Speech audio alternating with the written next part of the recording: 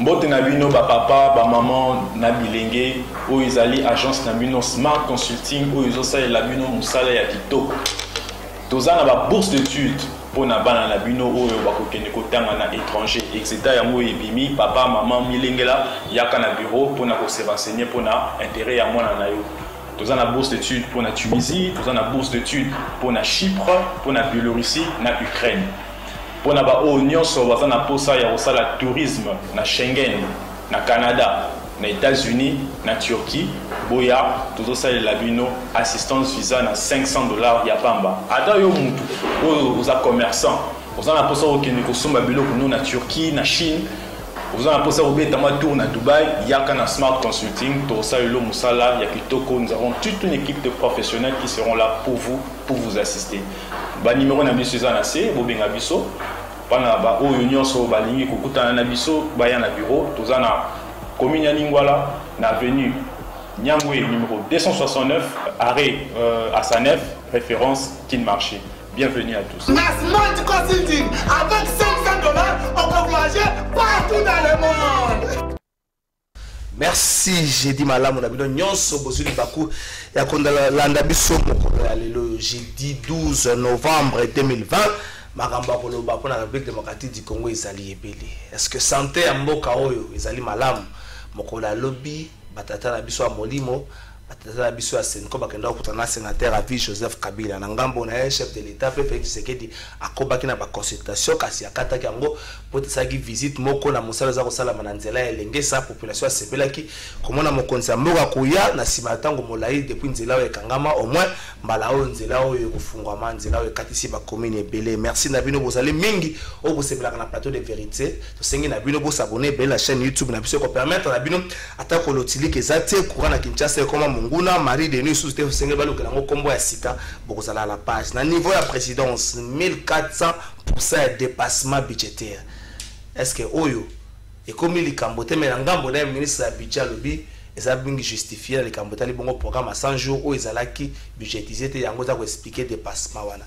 Mais est-ce que c'est to kende kana explication na ti lelo na ngambo mosusu pe secrétaire général ya IDPS alobaki makambo moko etungisi bandeko ebele ya politique pe na ba congolais dans l'ensemble alobi bandeko FCC kala mingi te ba okenexil babonga. Est-ce que ba propos wana lelo ezali ba extrême te oyo sengi na biso te to loba te to me rappelle ko pesa makanisi na biso na sima ko bolela bango ba bima mokolo ya mardi enfin ministre na nkulu na wili kitobo bazwi ndingisa bazwi autorisation ya kobema. Pourquoi jewana boboyi bondimi? Est-ce un problème d'information régime autre souffrir dans les cambotali bongo information te ora ote ngata na sala yango chef d'état yebakite chef d'état pe na sala libanda basala yango premier ministre ba batango basinya kinga pe na sala information informé. Est-ce que c'est celle au régime au gouvernement et la kisibiso pourquoi makambo les cinq comment to comme réfléchir autour ya plateau na biso ya mokola leo na yango pour na jeudi le 12 novembre nous avons trois invités sur ce plateau. Alors beaucoup na ya mwasi ya mobali pa na biso na mwana mboka Armand Mukulu ndeko Armand boni yo. Merci ndeko na tondi ba imboka nyonso ba kolanda biso na minute ombote parce que oyebi Congo Web d'abord nazo remercier Mukuba Shabani Record oyo azali parmi bato ba ko tombola culture ya secteur à média et puis na zopesa mbote na bandeko na ngai Kimdomba et puis na Meda o tolinga mingo kabola makanisi esika mona plateau pe particulièrement na yo ya liboso ya mbona banda nazo dénoncer nanu makambo eza koleka na kati ya secteur judiciaire bakwa likamuni et na makambo ya ba permutation ya ba magistrat ou te ko salama mais kasi tina ngonga o tozali ba magistrat wana ba teli ba ona no mosolo te po ete bakokana ko kende na bisika o esengeli ba kepo na kosala musala ba ki komona ngai na bureau privé balobi mwana mboka Armand bino bolobela rapé ba makam mingi mais kasi ya biso pe il faut boloba yango mon tolobaka biso toyiba tuo soki eza ya ko dénoncer to dénoncer ngala lobaka même si au sein du FC so eza na bateau ba yi ko buka mobeko to dénoncera c'est avec la mer mais nous sommes comme ça. C'est la raison pour laquelle même à l'endroit du président de la République parce qu'il est notre président on l'avait élu biso to ite le roi bateau ba lobako non ba fabrica qui non nous sommes légalistes.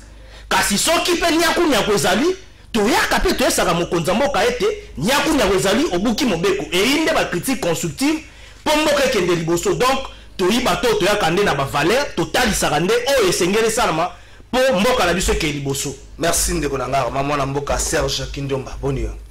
Malamu ndeko Trésor mbote na ba Kongomani nyonso mbote na ndeko Arma na invité mosusu ali pembeni nanga ono représenter te mais lokwa ndeko Arma déjà tangaki kombo na pesi ndeko Médard Kankolongo moko ba soda ya peuple mbote na lombango na ngina obeloko moko ali Tezela ambolo mbana yo article 64 o ya constitution bitumba nango ezaki makasi na régime Kabila c'est là ozo continuer ko latango pwana ndeko tango to ali na no bana mboka tango to ali na assemblée nationale ba mabunda bali na kati ba minako bali na volonté ya population te tango na Kinshasa to ali na gouverneur Fenea loko Argentine Ngobila oh lelo yo assemblée provinciale ya Kinshasa depuis bazonga rentré parlementaire basali kaka des sessions des plénières pardon ti lelo baserenisa kate Ngobila ali na collectif ya 30 députés provinciaux o bali sous contrôle na ye li futa ba députés provinciaux et alite ye moko gouverneur ali ko sa banque Lambert motuna nanga ya ka colon noir Joseph Kabila li kanisi nini o Kabila akana ngo na moto après nyonso Ngobila sali na yumbi oyo imposé na ville ya Kinshasa. Et ali libabe toni ni biso to saki ya kondima Kabila na mboka o comme président. Que soit na ye faut kindaka kaka toujours contre volonté ya peuple. Tala ni bavanti Ngobila sali. Ayaki une opération moko kini bopeto. Ba projet inachevé toujours. Ye wana longoli kini bopeto komi sokola commune na yo. Ba keye na Bugumese ya commune Kalamu Jean-Claude Kadima. Kimwenza avenue Bongolo.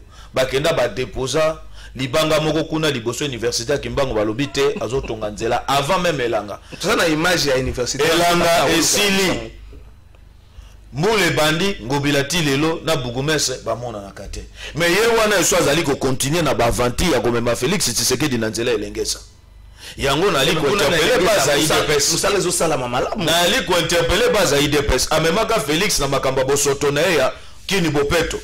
Résultat nango et comme obe na balanga nzembo na bapano aba musicien kini mopeto omo sema na babandeko na bapano concert ye wana lelo ya memi sou Félix na makambo elengesa donc bon sotone oya ko sala azomona ke fa partager yango ensemble na Félix Tshisekedi apare na ke sek na ye yango to ali ko senga na bana Kinshasa lokwa Ngobila zu mission ya ko boma assemblée provinciale et fonctionner te kuna au moins na ba région surtout à Kinshasa ba ministre professeur tout atina ba député pour contrôler ya kate donc boko ko liki ya te na kate assemblée provinciale kuna moto abundaga yo bende ko mukebai les réseaux tout batikala kuna le bala bango bongo te le bibeke bazana mosoloté ndenge ndo ba suki saki na mais ti ba ali ko futa bango te ali na volonté Kabila ya ndeko Ngobila ana mosoloté ba ali ke Ngobila alimité contrôle parlementaire ça dette yebisanga pour le moment nani akoko contrôler balobaka bana mosoloté to mona moto ko contrôler Ngobila c'est nini alite donc yango tozo ebisa bana Kinshasa bo espérer te na assemblée provinciale ya Kinshasa donc malchance na biso ali ya kozwa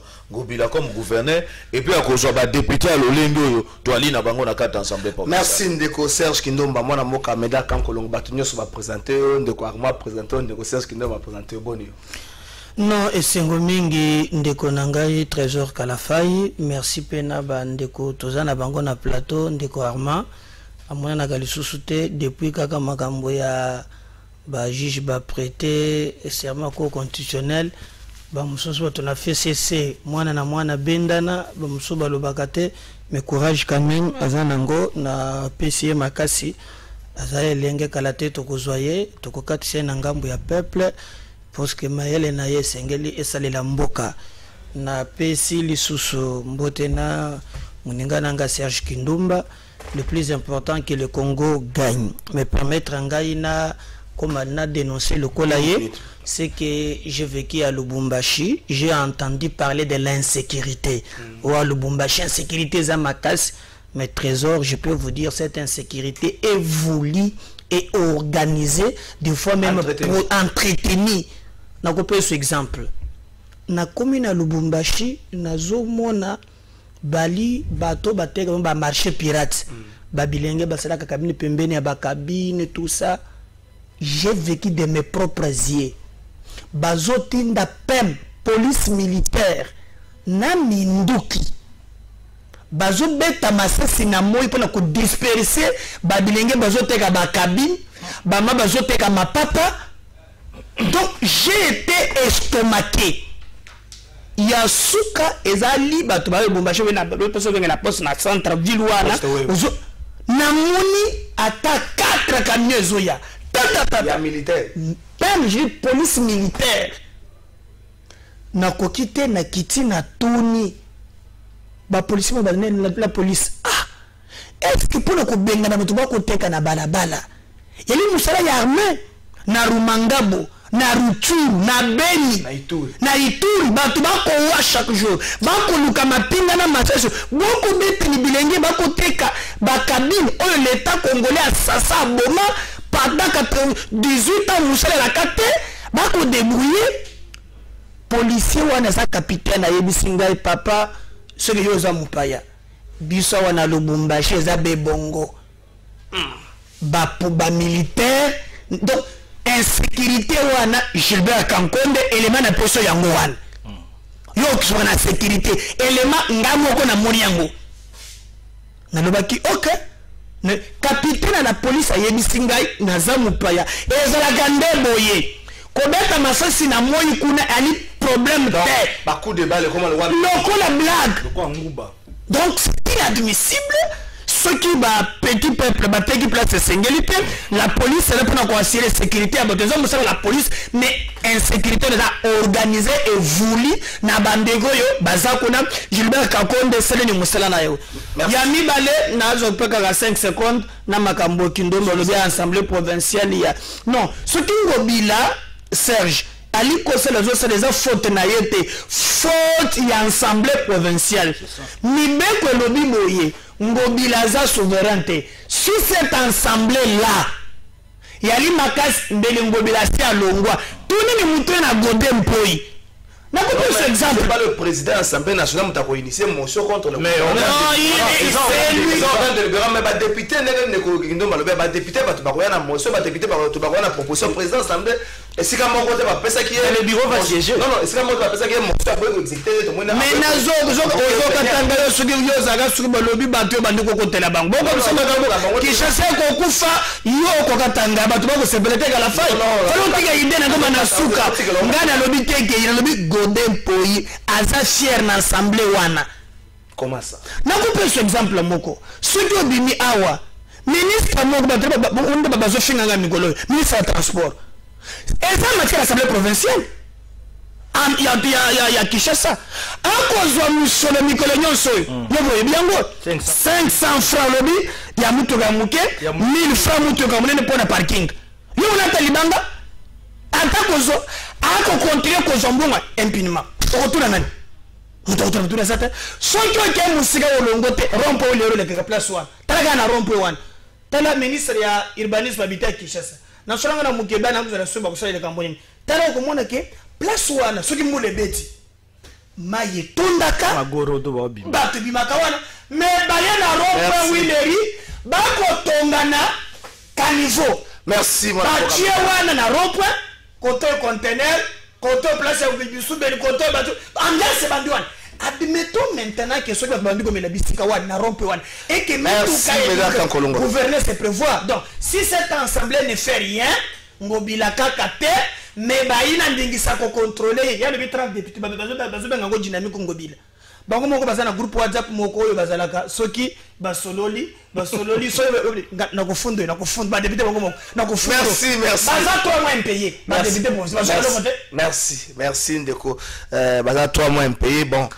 Espérons que makambo ko bonga ba sa musandengeli ndeko Armand 2 minutes to betali solo yo na matinée politique moko mwana mboko Augustin Kabuya ase alobaki po makambo belé mais oyo choqué bato et dérangé bato c'est vrai il est interdit ya ko kata extrait moko na ya discours pour na ko sala ngo pour ko perdre contexte nango mais amena asali menace ya exil na quelques membres ya FCC c'est vrai asitaki batuté mais menace wana kaka est dérangé bato. Est-ce que vous pensez que les loyo même divergence ezali na kati ya Bokambi to na kati ya vision ya Okamamboka et single na bato moko songolo pakala bakende exil to mona biso ndenge lekaki na 97 etikala esika moko te ko faire avancer République démocratique du Congo.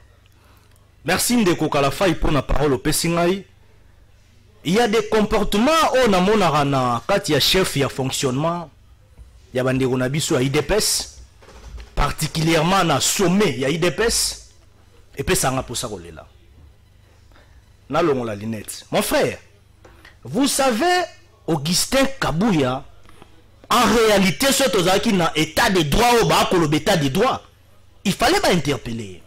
C'est par là état de droit yango même entre guillemets et Zara ya maloba peuple lambda alina qui en réalité comprendre oui état de droit ils ont fonctionné ils ont des poids des mesures. On a vu ici Maramba 100 jours Vital Kamerhe est en prison et Augustin Kabouya c'est ce qu'on appelle l'incitation à la haine mon frère yango wanande et c'est ce que et c'est là où on fait tout tel mélato défendre ma casse jusqu'à la dernière énergie. Et razolo baba biloko wana. Oh non, bientôt exil bilo mwandenga. Nazo linga koute ko prononcer même bater moi zo prononcer. Je suis en train de parler avec élégance parce que ça fait très mal.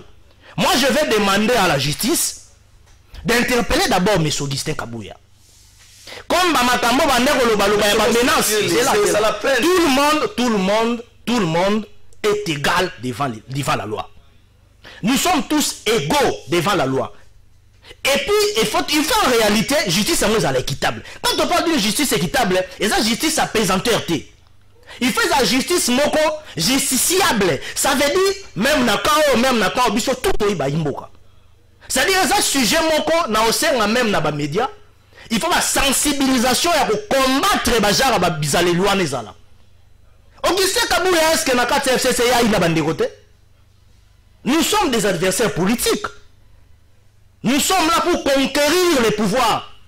Tu as un lit à pouvoir, tu as une conquête à pouvoir, tu as une course à pouvoir. Mais tu as une inimité. Un de Augustin, il se permet de retenir les propos.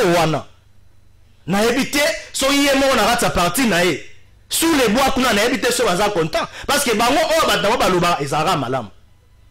Soki mutu muso alobi eloko ezara mabe na bango pe bato mususu ba telemeli ba propos qu'on se les dise. Voilà, c'est par là on a même na kata IDPS actuellement crise ezali. Au moment na ba déclaration zo mabandeko ya IDPS ya Bandundu, bandeko ya IDPS ya Maniema, bandeko ya IDPS ya côté kuna ya Sud Kivu, bandeko ya IDPS récemment quelques jours passés, ya Maïnombe, ça veut dire que mon frère est à poto na lorsque déjà na mutu il y a quatre partis politiques il y a regroupement politique il y a plateforme déjà les dirigeants il y a de la moralité orienté moral na bangote pour les valeurs en tout cas ils ont une broglio mais ils sont regrettables on doit l'interpeller que justice moi je demanderai même à quiconque on se sentir prêt. Je vais voir, je vais faire une étude dans le bureau. Je pourrais aussi aller déposer une plainte contre Augustin Kabouya na Marambazolo Bahana. Comme il est aligné pour intimider les gens du FCC, parce que les gens du FCC sont les plus mauvais du monde. Nous allons voir, il n'y a pas un problème. Merci Ndeko Serge Kino, parce que tel propos pour un responsable, deuxième personnalité, de sur quoi il y a parti politique, un parti présidentiel, donc on a eu des personnes qui ont tenu propos aussi longtemps que exilé. En plus, les chefs d'État prennent l'unité. Divergence, certes, il y a un point de vue, mais Congo a posé à Maël et à Congolais, nous sommes pour Congo qui est le boss. Je sais que les Congolais ont besoin de Maël et à Congolais, nous sommes pour Congo qui est le boss. Bon, si on a Maël et à Kabili, les Congolais vont bénéficier d'un côté. C'est que si on a Maël et à Batomosu, il y a changer ma camp. Parce que toi qui as 18 ans dans Kabila, toi qui as un gros bébé, le roi par exemple, Léon Kengo Dondo, maman botangai, akutaka na bokonzi, ngai na botami, na botimwa na mwana kute na bokonzi, le londe na 2018 tata na peme. Soko zo expérience ya Kengo bi autant de diplômes ba Kengo bali nango, ba congolais batika ko bénéficier nango te donc Congo za na problème à Maël te mais Congo zali na problème d'homme, yali problème à batu. Donc Maël yali ba intelligence yali. Mais tellement doit aller un problème à Batou yango yali kosa bongo. Bon, ndeko Gissin na partagaka point de vue na makambo mosusu ndeko wana lobaka. Tantôt akoko ya lobi A, tantôt ya lobi B. Mais soki ali na makambo exil, il faut ba bato ba kotinda batu na exil et ali tege kamoko politique ali peuple congolais. Parce que le loyo souffrance to ali na yango na mboka o kombo nango cash na FCC. na kasi na FCC yali na bato ya mabe bali bato malamu pe bali donc ce qu'il faut pas kende yali lorsque population komona ke intérêt na ye yali te na kati ya makambo wana nde tokosala nini tokobenga na bango nyonso o tolobi ka article 64 et puis si ba ikongomani nyonso tumpifo po bato wana ba répondre te na o yali nini besoin na biso mais soki na ye na tala yango na ngambo mosusu ngana kweko lobake il est grand temps que M. Kabila colon noir kweko libérer mboka po Congo ala na kimia élection pour problème auto ali nango lelo kombo nango Joseph Kabila moto ali obstacle na makambo nyonso to ali nango après 60 ans na biso ti lelo na mboka to ali na ba problème loko lobaki na lelo ane bandela wa courant to ebite suite do longo lango kombo mari de nuit te photo changer kombo ko changer kombo bobenga ngo ata Jésus revient bientôt po mokola ko banité donc ba botaka biso ba yokaka yango que Jésus revient bientôt ba kufi biso be do botami do kufa Jésus revient bientôt aka tendenge moko we komi lotili ke komi na Kinshasa ti lelo na bamboko après 60 ans to ali na problème akolia banyongwa mai banyongwa mapa to ali na bato ka bwakisaka carte à 200 francs par jour comme épargne de konangai ba mama wana ba alaki ko espérer ne loko ba bengi changement na 18 ans Kabila bazui yango te lelo ndeko Félix Tshisekedi aye na nzela ya maponami ba mama wana tisigo bali na espoir te de plus en plus avenir na bango ezozalaka sombre donc l'état congolais azoko kopesa bango te garantie que lobby na bango bamona lumière que avenir ekoki kozala meilleur ndeko na ngai yango ba raison obiso tolobi ke il est grand temps que libala FCC na cash koluka koboma yango ou soit tokende loko to bengi rapport de force ya population. On libère pas un peuple et le peuple se libère. Biso to ali génération sacrifiée au Kabila sacrifié na 18 ans donc na bande ko Médard na bande ko Arma to ali génération to ali sacrifié donc Kabila tiki batu lokola soki Barma bazui chance po baki na ngambo na ye na misala mais na kati pe alingomba FCC ali na babilenge mususu Kabila tiki bango na chômage ti lelo bakana via matolo. Est-ce que mon tago go vivre bongo moi na yo be moi sino ko bandole se na via matolo sur le bossa liste ya matolo ça na na niveau ya parce que mususu mona katala ti veste longo na ndako ya ville azamu ta matolo mais so otali pe chega na matolo na niveau donc matolo na Congo ça ba degré na ba niveau mais ndeko na nga ya liste yete mbogo go vivre na badon te neti na lali na lamuki na otala na itando ke olive lemba ke osa badon mais yo aki na 18 ans na mobali na on ali contre ba action sociale na yote. Moi que fait continuer à vivre na badon maman social papa social do bobomi biso do bosali biso que tous à incapable que nga moko soki kindomba beli nga bena zala na accès ta muso kokota diamant ou bien na kendo kokota médecin de nuit que na kendo kozwa soin na ali limité de comme que so ina eu problème il faut bino bo intervenir donc obiso to koloba congolais ali na besoin solution azali na besoin kimia azali na besoin alia ya malamo donc FCC na cash batika ko distraire biso c'est le moment ya kolukela biso solution par rapport à notre avenir. Merci ndeko Médard Kankolongo. Vous allez mokonzi ya parti politique est-ce que le quoi responsable ya parti politique ko sepela ba propos ya ndengwana euta na mokambi moko ya parti politique vous allez parti présidentiel parti moko ya mokolo pe parti dans ancrage national.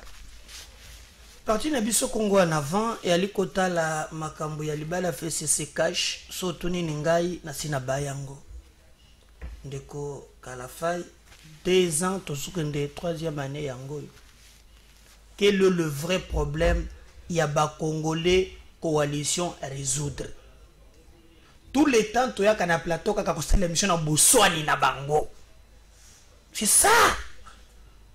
Oh, l'ère actuelle, il faut te le par exemple que non, Moutoza na Rumangabo, Moutoza na Ndunga Buteji, Moutoza na Kenya, Moutoza na Lodja, Moutoza na.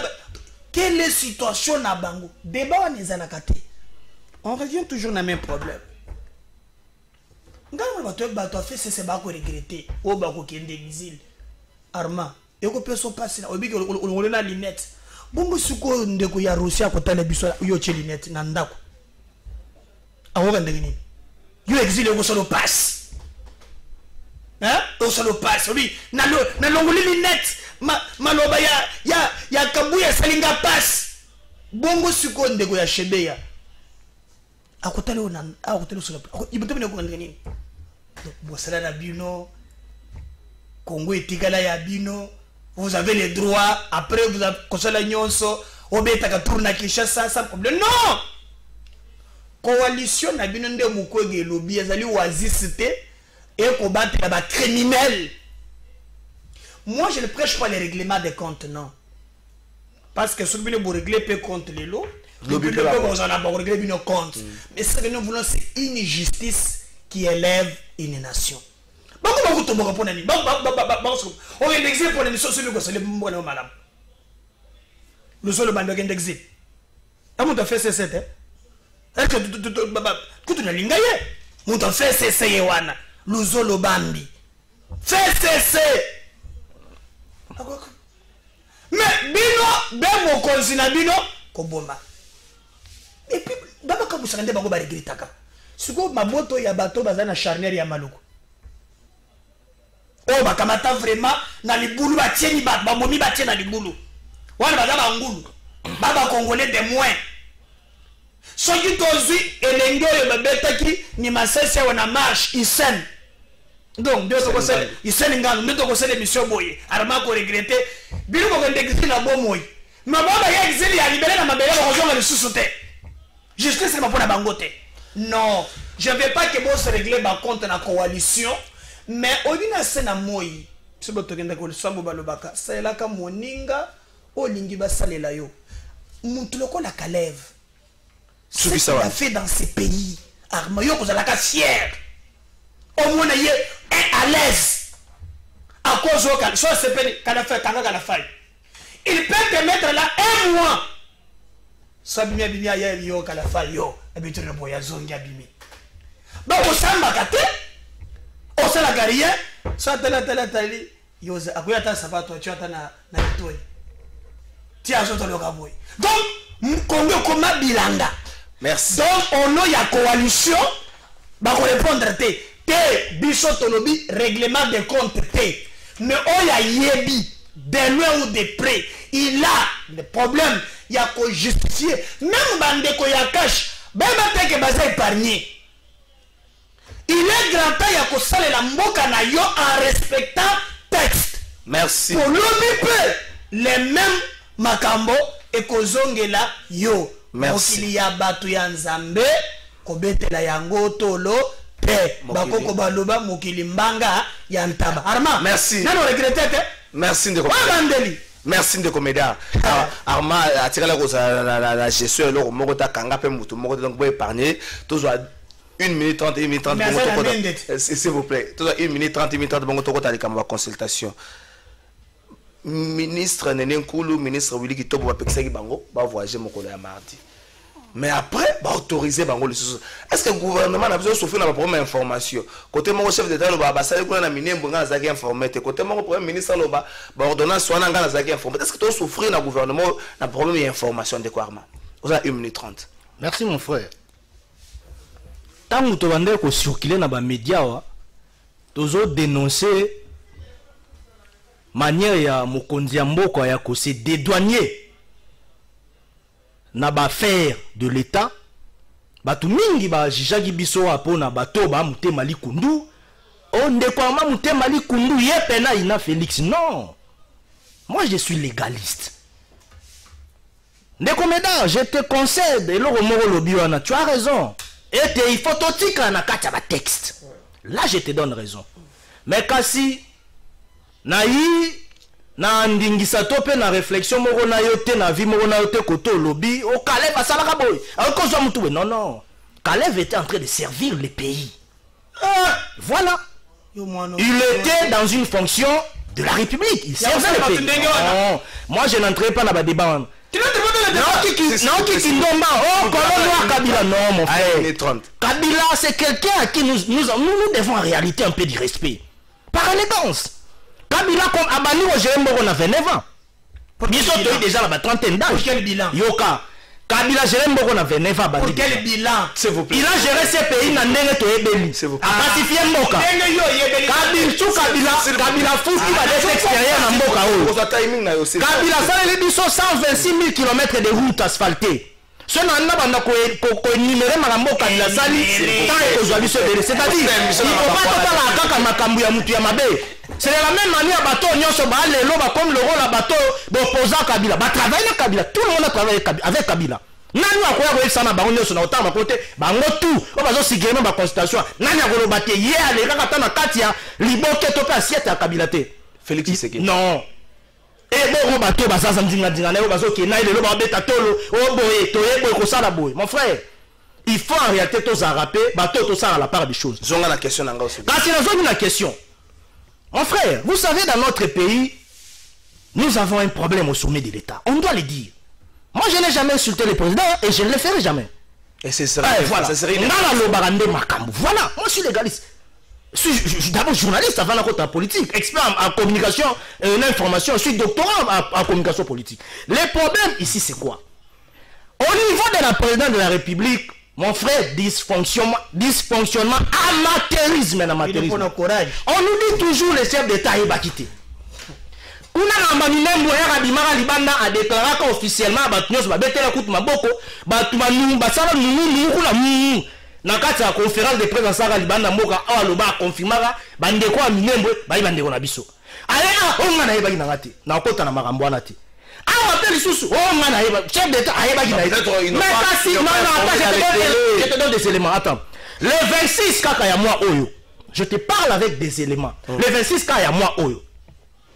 Déjà pour na kata kadina mokonza mboka ndeko ebera. A répondaki na kopesa vie favorable.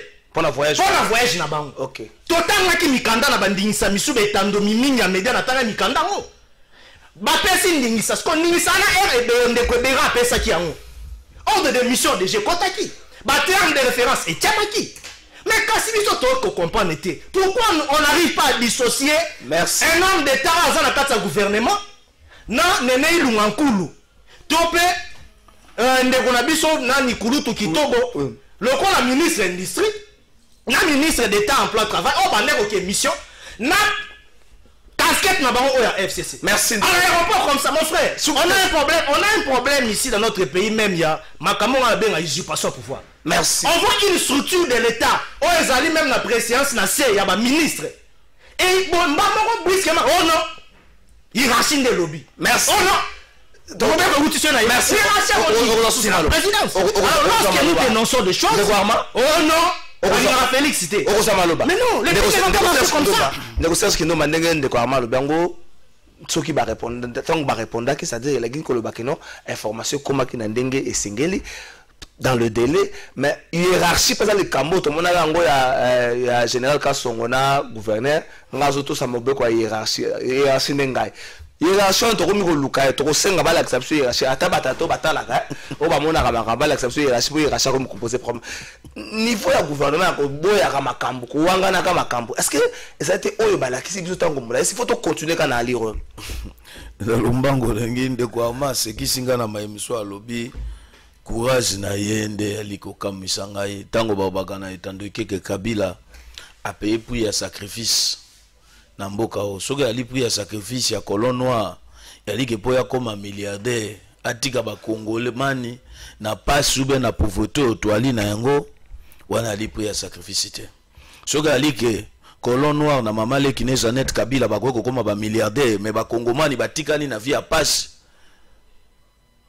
c'est que Bosale lo Jeannette Kabila il passe na etika wana lobi wana elobi bino baza jimoko ya bon na ba discours mo populiste ya désorienter population et ce n'est pas bon. Si vous plaît de quoi tolérance quand même. S'il vous plaît. Baza ba jimo yo te mutoko lakisa on yo za na kata liboda suka na lecture politique ndongo sala. OK. Donc et engagé benga ina on amona mapasa te moko na 55 mso aza su na 47 donc na mona kango pa na bango kaka yango biso to yako comprendre to zwaki source ya ba vérité que aza mama leki na ye na zongi na motuna na yo ndeko soko zwi nene nkulu nanu d'abord yebisanga depuis afandi comme ministre d'État. Combien de Congolais, Indiens, Libanais, Chinois au Kabila qui n'a pas d'entreprise au créé qui au bango ba protéger qui pendant 18 ans. Bali konyo kwa mabaosa musale belé mais salaire ali à malongate. Au tika la koka nil pas nene kula sali nini à s'imposer ou à s'impliquer gala qui sabi souhaiter na lingi changement na mboka au Congo. Ya makambo etali nene nkolote. kokende na mission libanda ya Congo ou bien na kati ya Congo yeba ke ba travailleurs ya Congo ba bénéficiaka na eloko te en étant que non ministre ya travail na ba attribution na ye na makambo wana ndeko nanga soko zwi na mobeko liko nzi ndeko nanga elobi nini non seulement ministre a aux autorisations pour Nabima Libanda, ordre signé par premier ministre dans ordre de mission, mais président de la République aussi, il faut informer, la notifier pour Nini, pour nous valider. Et ça, le président n'a pas sa autorisation. Juste, c'est pour ça, Nini a une information que telle Salinini a bimi Libanda Mboka. Problème est là qui yangwana. Mais lorsque la présidence a été saisie, Salinini, Tiki a voyagé avec les Moussala et à l'État. Mais naye na oki ya lobi ke kaleva ki na fonction ya makambeta donc deko soko zui fonction makambeta limboka donc de lobi ke fo boma bato bakomi banyama onyoko la bango yo ina ba preuve na maboko loba yo koluka preuve kaleva on va t'interpeller la justice preuve liboso ali rosi mukendi preuve ami balo lingina bakitela Thérèse Kabala biso tout au dénonçant Rosa ikino le rôle là to dénoncer procès ça pas si tu m'as ramené le cas Olivier Badongo so ba preuve Floribert Sebe ya ba preuve ya kwa na ngai alkenda pe la justice Floribert Sebe ya na banda ko so bele matende la justice ne ça na tire 64 mutombo yeba yango ke non Floribert Sebe tika ko désorienter population ozi maele na yo zo désorienter population tika biloko wana merci ndeko Medar yo peso tango na yo bongo to kota makamba consultation j'ai oya ko oyebi te yango to mwana gouvernement est-ce que le loyo gouvernement sengite à l'acceptation un peu travail moko na harmonie nyonso pour pratiquement 2 ans il faut to rolo ba ke moi ba ego ça là qui mais pratiquement 2 ans ensemble ba to ba ko outrepasser te ba ego na bango pour pas ça la mosala na intérêt ya mboka awa toye ko santu sabato mususu te ko komisa bato musu mabe pamba te même pe na kati ya kashi différence ya Congo en avant na bato musu yali kolobani mabe ata motu nyonso asali po même na kati ya kashi biso to kotengo ko Tshisekedi to mona pe clair na lolenge bato na ye ba kosala oyoki par exemple makambo ko leka ya ba dépassement alors na ba enquête na ngai ba yebisi ngai ke na présidence de la République même ba conseiller bazo misombela bango moko ba papier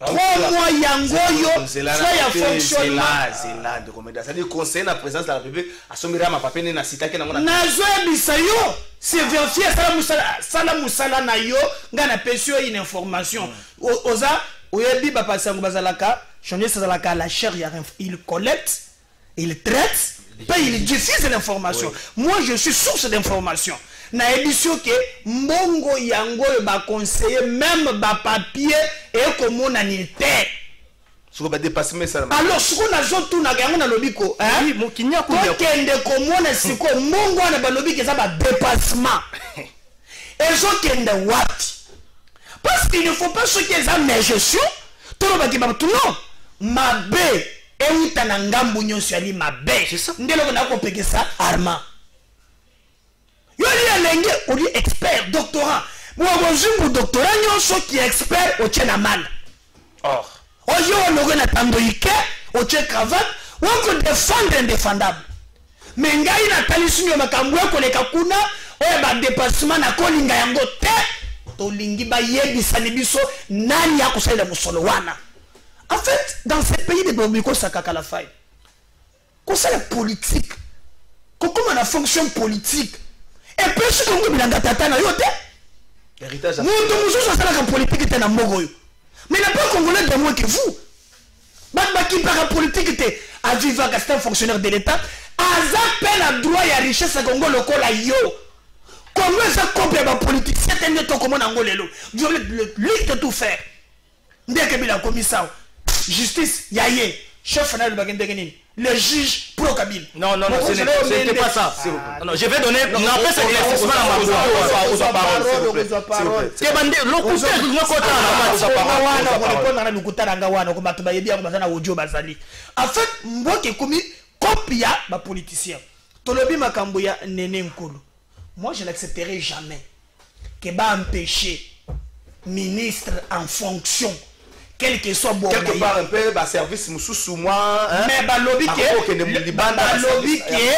président Zalaki informé ce qui est vraiment informé bango wana babimi c'est que baregi il faut la procédure et aussi nazo senga Armand yo ozamu na sepela ka mingi pona opesaka otosaka test mais pesa pene nkulu conseil no ye wana magambo ya test atingana na eloko ya bato oyo bino bosana sana afde Antonia kuna est-ce que ça y est non mais la prévoyance ministre les dossiers de la Cour constitutionnelle non monsieur le ministre de l'Intérieur a tranché ça les dossiers de la Cour constitutionnelle est-ce que ça comment nazolo banayo merci ministre de l'Intérieur dit que non article nandega et puis il y a un ministre à prévoyance emploi, travail, prévoyance sociale, ministre d'État. Qu'est-ce qu'il fait pour les travailleurs? Mais il faut aller se renseigner dans son cabinet. Moi, je ne suis pas porte-parole de non cool. Non, il ne faut pas aller dans le cabinet en tant qu'analyste politique. Il faut mon comment aller se renseigner dans son cabinet. Sa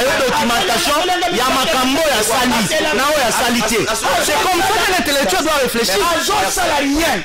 Les Congolais et pas les Chinois, Bakonyo Kwama, Moussou Saza, l'alimentation de ceux qui maillent, ceux qui Amérique, ceux qui Amérique, Batou Bako Kotakuna, na Tongo, Bako Bima 18h, Yonde Bakolo. Après ceux qui sont dans $, bon, c'est la nuit. Ah, tout ça, papa. Allô, excellence. Merci. Donc, nous nous demandons à Salah Moussala Naye, Chinois, Bakonyo Kwama, Congolais. Et puis, Tidelo, et puis même à Tatonga, Chinois côté Kango. Merci. Qu'est-ce dit la loi? Merci de comédien. Qu'est-ce dit la loi? Donc là, on a régi total la rencontre avec Mokola, lobby entre Joseph Kabila na Lingomba ya Senko. Bongo Tokosonga, Toko Tambalamo, Makamba consultation. En jeune, Lelo, est-ce que Nangam n'a pas fait Joseph Kabila Fongoli consultation plutôt, ou encore Senko, comme on préparait déjà dialogue, à ce qu'on a rencontré, point de vue, Batunio, ce bongo, annoncé officiellement. Donc là, on a régi.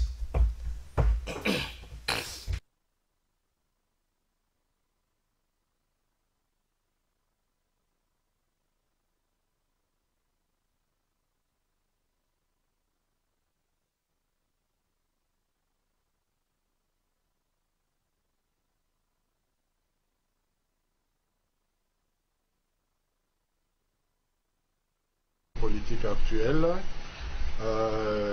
caractérisée par le blocage au niveau de la coalition pouvoir, le blocage plusieurs fois dénoncé par nos pères évêques. Après avoir dit ce qu'il pense de cette situation à son excellence le président de la République et à travers MMO, la présidence de la Senko a jugé utile dans le cadre de la mission prophétique de la Senko, échanger aussi avec le président honoraire, le sénateur à vie Joseph Kabila, pour lui dire aussi ce qu'il pense, le conseil, lui donner le conseil qu'il trouve juste en ce moment, et aussi pour l'écouter afin de continuer à réfléchir. Et vous savez, la Senko a toujours promis d'accompagner les institutions du pays, la nation dans son ensemble, pour l'édification de la paix, pour la consolidation de la démocratie et surtout pour l'amélioration des conditions de vie. La mission est dynamique, les évêques vont apprécier, certainement quelque chose sera fait et vous serez au courant.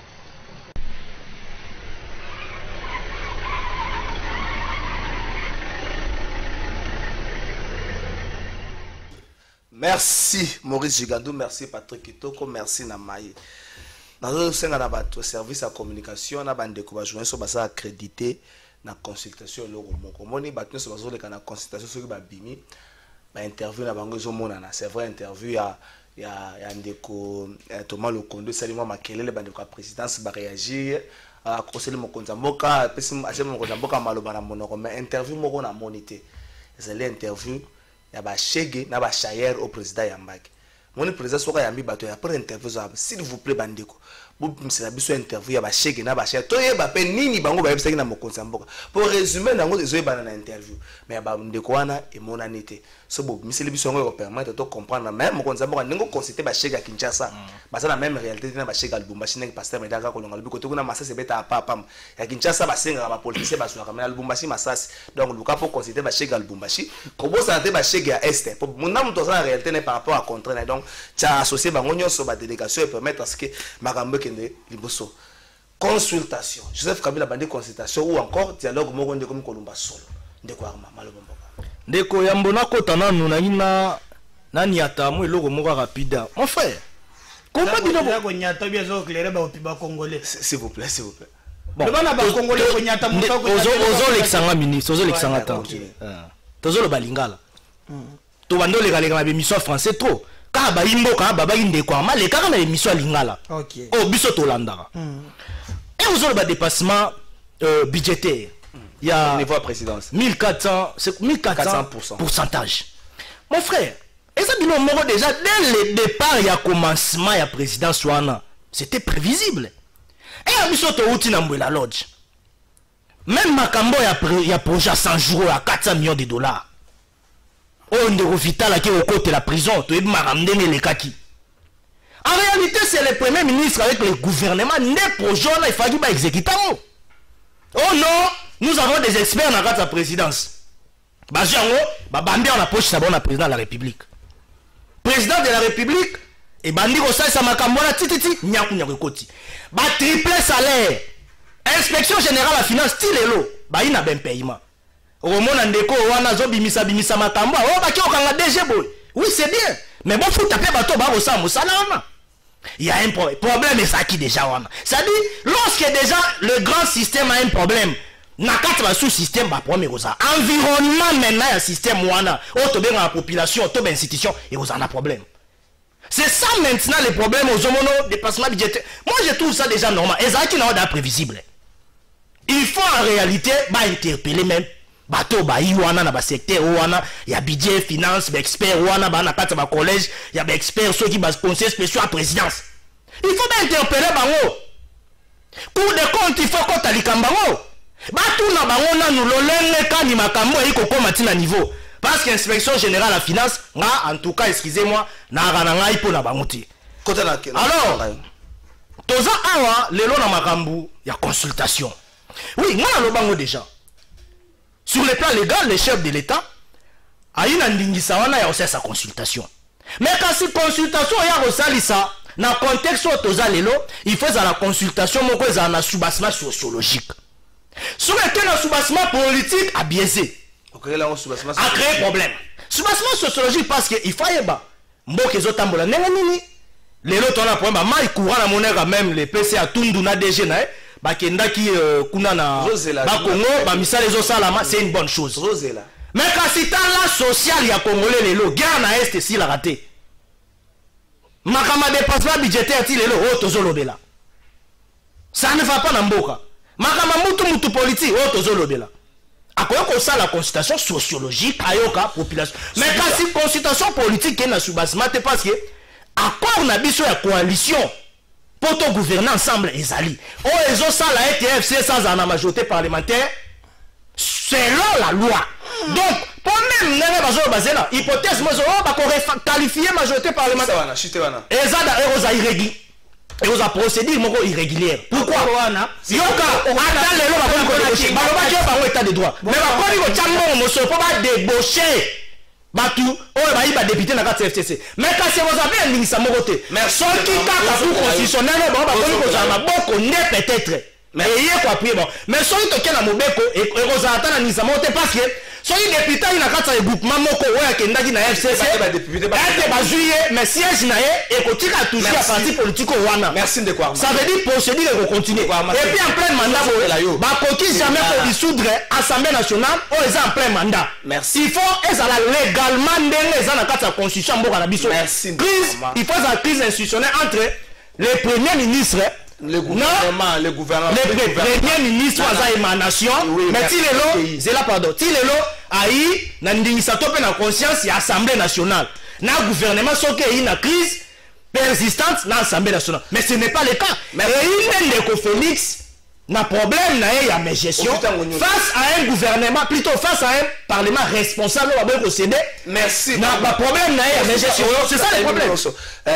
Ndeko Serge Kindomba, est-ce que les loyaux ndenge basango balobi on a sima rokuta na ndeko Joseph Kabila balobi tant bakuta na président de la République ba pesi mais mon ba batali réalité à mboka batali les vécu quotidien la population mon eloko so bonga na te vaut mieux ko ndeko so na bat nyonso. Est-ce que na démarche ça bango ko so na bat nyonso et ko sukate ya bwande ko boya to vendre sika moko to so to banga to mona dialogue moko te na tinel ndeko ya liboso na bisa ndeko Arma tango bali ko lobama ba social lelo yo si social ya ke loko Kabila ngaka yo kango na matoi te oyebi yango bia Kabila président combien de fois colon noir aleki même asali ba dissoudre état de la nation pour na compromettre bato ano en social et les ko bebongo na ba slogan ti na 2013 tokomi kobisa ba kongomani ete Kabila ali espère na ba projet ina seva ko banda likambo au comme sango na suka te donc soka lobby malobane boko ko sala ngo confiance te ndenge bible lobaka ni les sans effet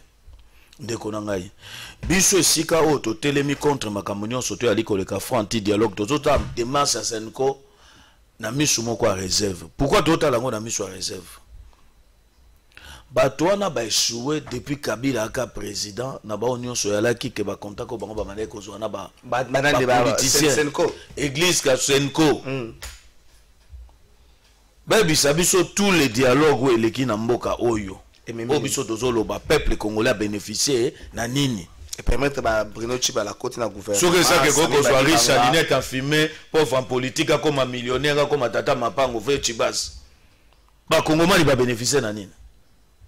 Ce que zali que beaucoup luka dialogue pour ba individu ba bonga ndeko na ngate. Ngana komi komona mboka autant ndeko azolo ba kabike ensemble zali majorité zali ya Kabila ndeko wana za parler du peuple donc ceux bozo continuer bobo ya Kabila te boye ba que peuple ya FCC s'il vous plaît boye ba que peuple a commis déterminé que quoi ko siéger na kata ensemble to ina soubassement électoral ya peuple te boali na soubassement électoral ya population yango population zo senga ke lokwa boali na soubassement bozo ki majorité le roi boali incapable de mobiliser biso tant mieux ba dissoudre ngo to kene na mapona ba dissoudre en contradiction mobeko s'il vous plaît bino ne bozo comme ça ne Félix et ali te comme ça ndeko Félix c'est que dictateur ndeko na azobuka mobeko akero ça présentation serment en contradiction bino bozo trouver normal président d'un parti politique aza ndeko meda yebisanga objectif à parti politique ezani neza conquête à pouvoir vrai ou faux vrai deuxièmement ba député bino bolobi ke baki na mandat à population les loyaux peuple alobi ke bango na population rupture ali ya makasi peuple nini yo iko peuple azolo ba kongomani nyonso surtout soko tamboli là 2023 kandashika ba discours populiste na ba voter tu bazo sa nini ba no me mamukumba tika ba maloko zolo baloba peuple nini ba député lokwa ba mende bali esika nini mabunda ali bato wana nyonso tu bali bazo sa biso confiance te to bandela maponami ya ba député poto yeba si réellement bato wana ba votaka bango na population non solo to bandela maponami il faut to bato ça c'est élection générale mais il dépêche ça bien le président a démissionné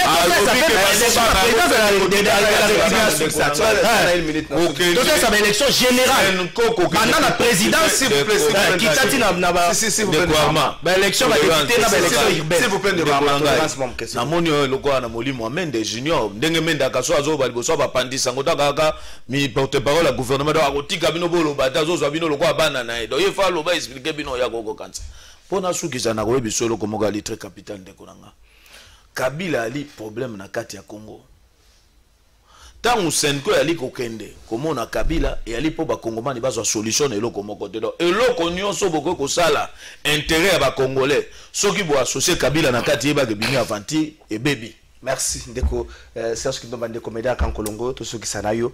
Est-ce que le loyo consultation et que bota nango kaka dialogue o batu so bazali ko banga hors dialogue to yebi ndenge sala ka batu so ba komaka ministre d'état comme ministre d'état batu so ba komaka premier ministre batu so ba komaka ndenge ndeko Serge Kindomba na suka wana population ozolo côté pour to tuni population lo ne a combat médaille ali population si vous pensez tuni population lo ne a bénéficié qui na sima dialogue ya Saint-Sylvestre dialogue ya Senko ti lelo oyo population so ngai biloko tikalaki na etana. Moi c'est que je veux dire rappeler na ndeko Tshisekedi eleloko moko. Soki Shadari na bato akabeli bazwaki mukato. Balalaki na se peuple atalaki esaleli ya musala.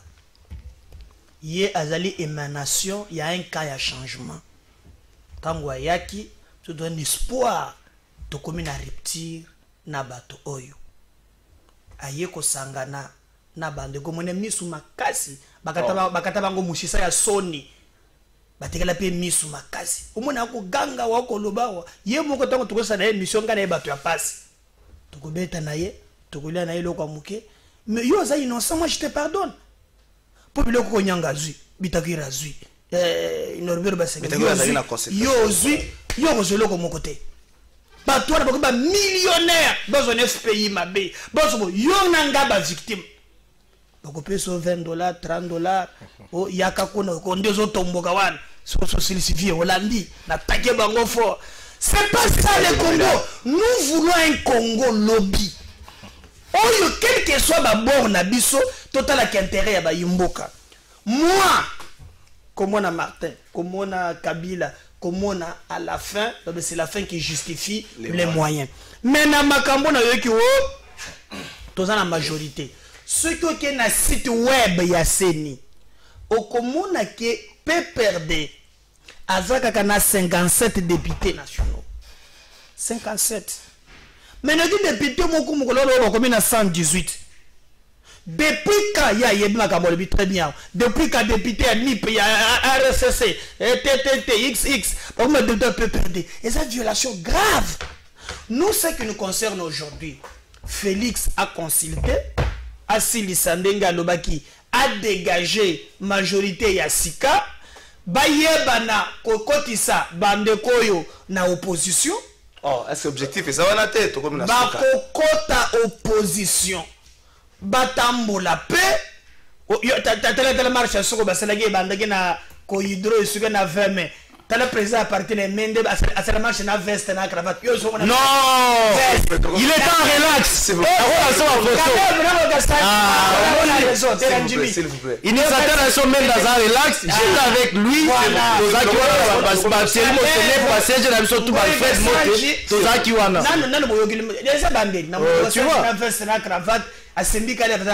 Donc préparez-vous à faire l'opposition. Rappelez nous ne voulons pas les impérialistes. Je demande à la communauté internationale. Non. 59 ans après, on est un État souverain. Merci. Nous ne voulons pas que notre base se mixe. Est-ce que même pour faire un enfant, il faut demander la vie de vos voisins. Merci Ndekomeda Kakolongo, merci à Serge Kindoma, merci Nandeko Arma. L'essentiel est d'aller que... S'il vous plaît, s'il vous plaît. S'il vous plaît. C'est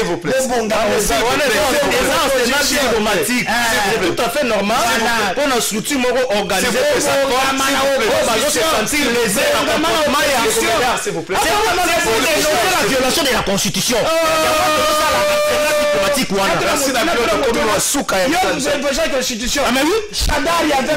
Papa, maman, Nabilenge, où ils allaient agence Nabino Smart Consulting, où ils ont ça et Labino Moussala Yakito. Tous en a bourse d'études pour Nabana Nabino, où ils ont bakokene côté en étranger, etc. Yango ebimi, papa, maman, Milengela, yaka na bureau pour na se renseigner pour na intérêt à moi na nayo. Tous en a bourse d'études pour la Tunisie, tous en a bourse d'études pour la Chypre, pour la Biélorussie, la Ukraine.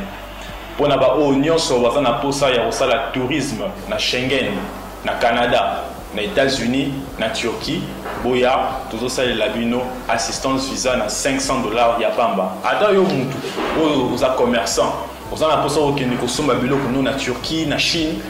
Vous avez posé au Bétama tour à Dubaï, il y a un Smart Consulting, Torosalo Moussala, Yakitoko, nous avons toute une équipe de professionnels qui seront là pour vous assister. Le numéro de Suzanne C, Bobin Abisso, pendant la Union sur Baligny, Kukuta Nabisso, Bayan Bureau, tous en a commune à Lingwala, l'avenue Nyangwe, numéro 269, arrêt à Sanef, référence Kinmarché. Bienvenue à tous. Smart Consulting, avec $500, on peut voyager partout dans le monde.